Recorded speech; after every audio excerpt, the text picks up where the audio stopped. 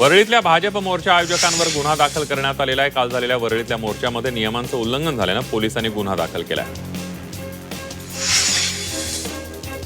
वरळीतील काल जनआक्रोश मोर्चामध्ये मुंबईकरांच्या गैरसोयीबद्दल महापौर ऋतू तावडे यांनी दिलगिरी व्यक्त केली आहे। मुंबईची प्रथम सेविका म्हणून मी दिलगिरी व्यक्त करते अशी भावना त्यांनी ट्विटरवर व्यक्त केली आहे।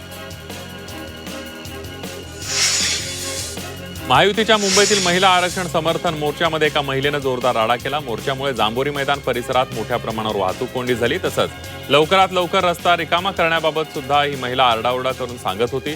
रागाच्या भरात या महिलेनं पाण्याची बाटली सुद्धा मोर्चाच्या दिशेने भिरकावली।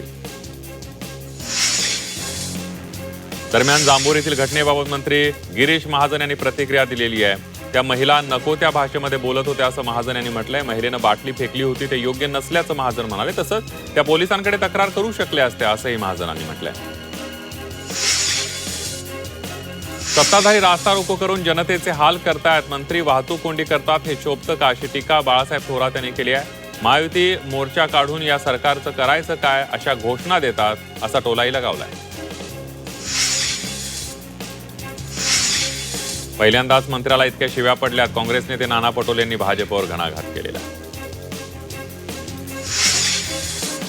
मराठी रिक्षा चालकांची मूठ बांधण्याचा मनसेचा प्रयत्न सुरू आहे। गोरेगाव स्टेशन परिसरातील रिक्षांवर मनसेनं स्टिकर्स लावलेत। मी मराठी बोलतो, मला मराठी समजतं असं स्टिकर रिक्षांवर लावण्यात आले। मराठी न बोलणाऱ्या माज करणाऱ्यांना धडा शिकवण्याची संधी असल्याचं विधान मनसे नेते संदीप देशपांडे यांनी केलंय। राज्यात ऑटो रिक्षा आणि टॅक्सी चालकांसाठी मराठी भाषा अनिवार्य करण्याच्या निर्णयाविरोधात ऑटो रिक्षा चालक मालक संघटनांनी आंदोलनाचा इशारा दिलाय। महाराष्ट्रात राहणाऱ्या प्रत्येकाला मराठी भाषा यायलाच हवी असं संजय राऊत यांनी म्हटलंय। मुख्यमंत्र्यांनी आणि दोन्ही उपमुख्यमंत्र्यांनी याबाबत भूमिका स्पष्ट करावी असंही त्यांनी म्हटलंय।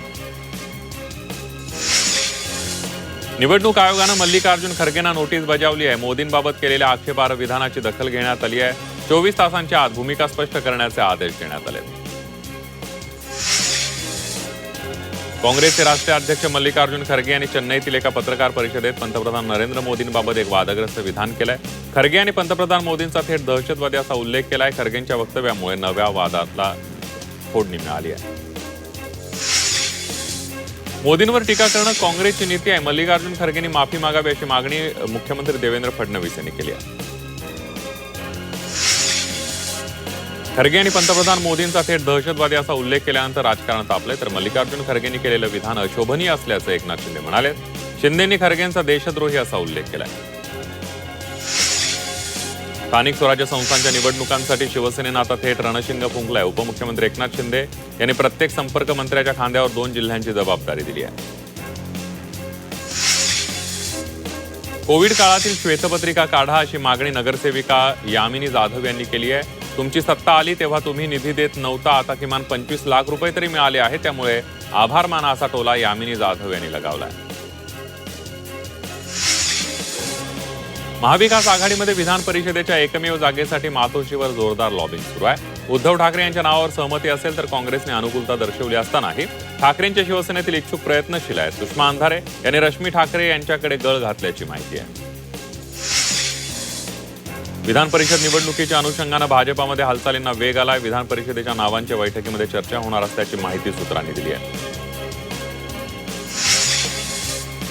उद्धव ठाकरे विधान परिषद निवडणूक लढणार का याकडे सगळ्यांचं लक्ष लागलं। याच पार्श्वभूमीवर मंत्री नितेश राणे यांनी उद्धव ठाकरेंवर निशाणा साधलाय। उद्धव ठाकरे लाचार असून ते सरपंच पदासाठीही अर्ज करतील अशी टीका राणेंनी केली आहे। महिला आरक्षण विधेयकावरून खासदार संजय राऊतांनी सत्ताधाऱ्यांना डिवचलंय। लोकसभेच्या 850 जागा झाल्याशिवाय महिला आरक्षण नाही काय असा सवाल त्यांनी उपस्थित केलाय। तसं 850चा आकडा खरात बाबाने दिलाय का असा सवालही त्यांनी उपस्थित केला। केंद्राने ऑपरेशन सिंदूर गुंडाळून टाकलं। पहलगाम हल्ल्यावरून संजय राऊतांनी हल्लाबोल केलाय। राज्यकर्त्यांनी इराणचा आदर्श घ्यावा, भारताची मान खाली घालवली म्हणत पटोले यांनी घणाघात केलाय। जैन मुनी निलेश चंद्र यांचं महात्मा गांधींबाबत वादग्रस्त वक्तव्य केलेलं आहे। जैन मुनी यांनी गांधीजींच्या हत्येचं समर्थन केलंय। गोडसे नसता तर हिंदू आज संपला असता असं म्हणत जैन मुनी निलेश चंद्र यांनी मुक्ताफळं उधळली आहे। ठाणे महापालिकेतील सभांच्या ऑनलाईन प्रक्षेपणाबाबत लवकरच बैठक घेण्यात येणार आहे. बैठकीमध्ये याबाबत निर्णय होणार आहे. भाजपचे गटनेते मुकेश मोकाशी यांनी पुढील महासभेपासून थेट प्रक्षेपण करण्याची आग्रही मागणी केली आहे. भाजप नगरसेविकेच्या वाढदिवसानिमित्त बॅनर झळकलेत. बॅनरवर वरिष्ठांचे फोटो गायब आहेत. श्वेता कोरगावकर यांच्या वाढदिवसानिमित्त परिसरात बॅनर लावण्यात आले. स्थानिक कार्यकर्त्यांमध्ये यामुळे नाराजी पसरली आहे. बदलापूर नगरपालिकेच्या सर्वसाधारण सभेमध्ये राडा झाला. राष्ट्रवादी आणि शिवसेनेच्या सदस्यांमध्ये वाद झाला. पालिका आवारामध्ये शिरत कार्यकर्त्यांनी घोषणाबाजी केल्यानं पोलिसांच्या कार्यक्षमतेवर प्रश्नचिन्ह निर्माण झाले. केएम रुग्णालयाच्या नामांतराची दुसऱ्यांदा मागणी करण्यात आली आहे. केएम रुग्णालयाचं नाव बदलण्याची लोढांना पालिकेला पत्र लिहिलंय. कौशल्य श्रेष्ठ एकलव्य स्मारक रुग्णालय करण्याची मागणी लोढांकडून करण्यात आली आहे.